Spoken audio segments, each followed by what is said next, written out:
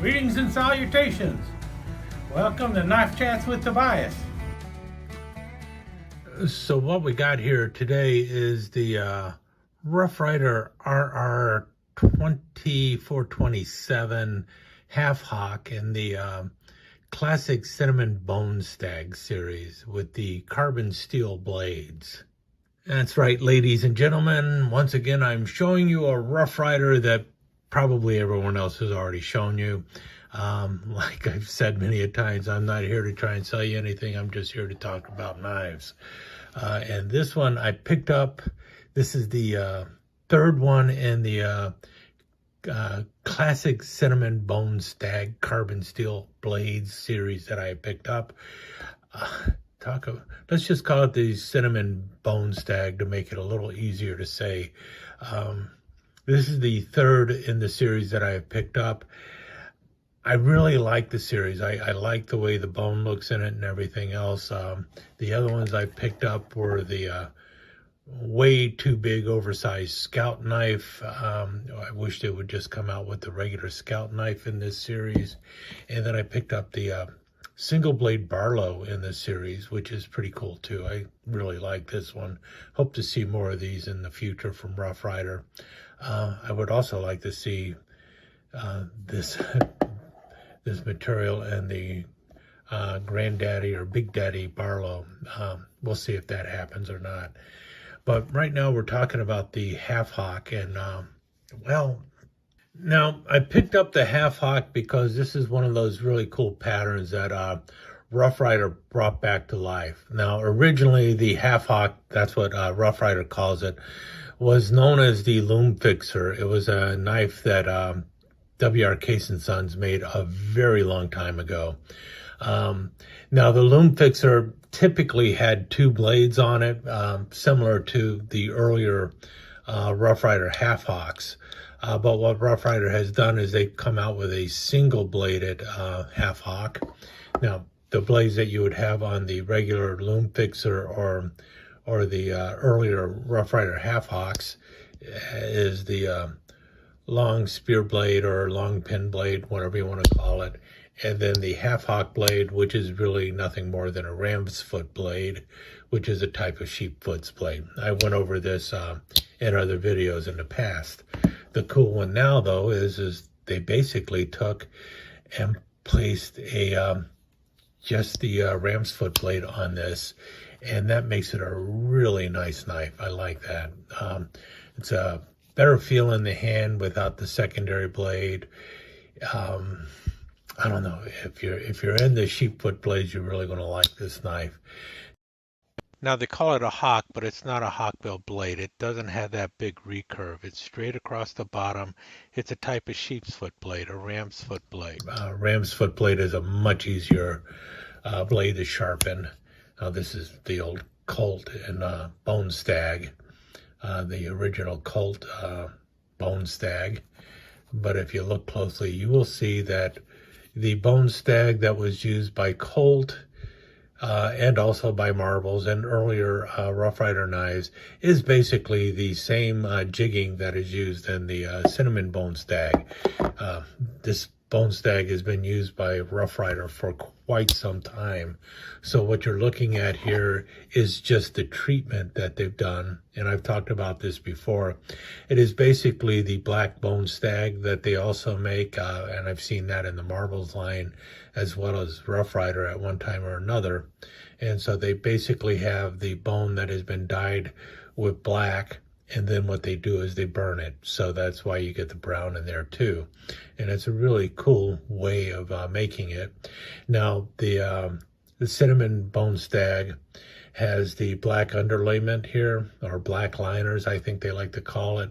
And that is basically a gap filling kind of material, so that you should never end up with a gap between the brass liner and the Bone Stag covers. And yes, the handles are actually made out of bone, cattle bone, jigged to look like stag. So that's what it is. It's not stag. It is bone jigged to look like stag. Wanted to point that out because a lot of people ask, what actually is it? In case you've got just the single back spring, because you only have a single blade going on with this, the action on this is pretty smooth. I really like it. Good walk and talk going on with it. You do have the swedge going on up here. I don't think the swedge was necessary, but it does not interfere with the blade too badly. I do like it. It does not get in the way of the nail nick, which is good. And good strong lockup. You got a little bit of give there, but nothing dramatic. And full flat grind going on with the blade. It is a carbon steel blade. The steel used in these is a T10 carbon steel. They've mentioned this numerous times on the Smoky Mountain Knife Works videos and stuff. T10 carbon steel. Now, for those not familiar with the T10 carbon steel, it is basically a 1095 carbon steel, similar to what you would have in the steel that is used by WR Case & Sons is now supposedly using a 1095 carbon steel. K-Bar uses a 1095 Crovan, so it has additional chrome and vanadium added to the 1095. Camillus was a big user of 1095 carbon steel. What the T10 is it's a Chinese version of 1095 carbon steel that has additional magnesium and additional silicon added into the blade, which is supposed to make it a little bit tougher. T10 carbon steel can be hardened up to 62. On the HRC, so a 62 HRC is possible with this steel. I do not know what hardness Rough Ryder is using in the T10 carbon steel that they're using, though. We just know that it can be as much as an HRC of 62. Could also be softer than that. In any case, a lot of people have really liked it, and it does have a decent edge with it when it comes. So I really do like this knife. You've got the nice pinch bolster on the top.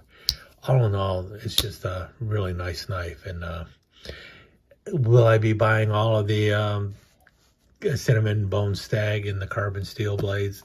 Probably not, but it isn't because I don't think that they're well made. They're exceptionally well made knives. The thing is the pattern options that they're offering are not necessarily the knives that I would want in the series. You're going to have your trappers, you're going to have your various stockmans, things of that nature, but there's no standard size scout knife. There's nothing like a large deer slayer in the group. No elephant toenail. And obviously there's not a large toothpick in the lot with the Cinnamon Bone Stag. And those would be more the knives that I would be looking for in the series. The only knife that I might pick up in the series that is still out there that I haven't picked up so far is the cotton sampler. So hopefully they will come out with other knives in the series, but for some reason I seriously doubt it. I think they have what they have. Also, fair warning, you will also find other Cinnamon Bone Stag knives out there that will have the acorn shield on it, and they have a Damascus blade. They also have the big R on the bolster, so there is actually two different series out there in the Cinnamon Bone Stag. The first series had the acorn shield. I'm kind of mixed on if I would have liked to have seen the acorn shield on this series or not. I kind of like the fact that it is missing the acorn shield. I like the acorn shield quite a bit, but I also just like the natural look of the just the Bone Stag on the handle. So I think that was a nice touch to it.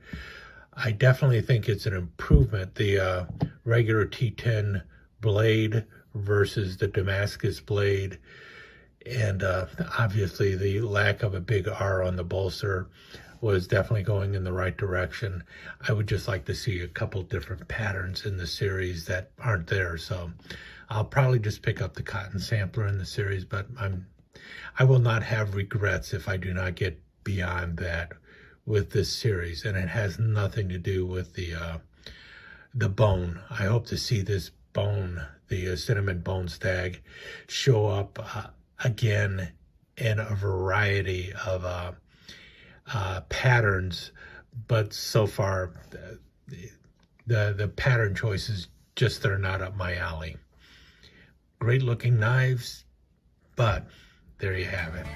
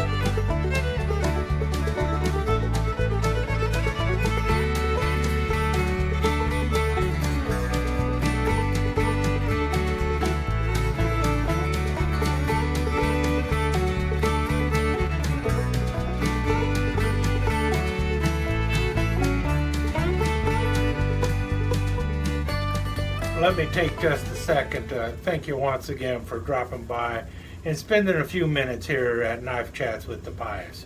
I really do appreciate it, and I do appreciate any comments that you leave. So please remember to give me that thumbs up, and also don't forget to subscribe and ring that notification bell so you'll know when the next episode is up and running. Thanks again for dropping by. Really do appreciate your time here.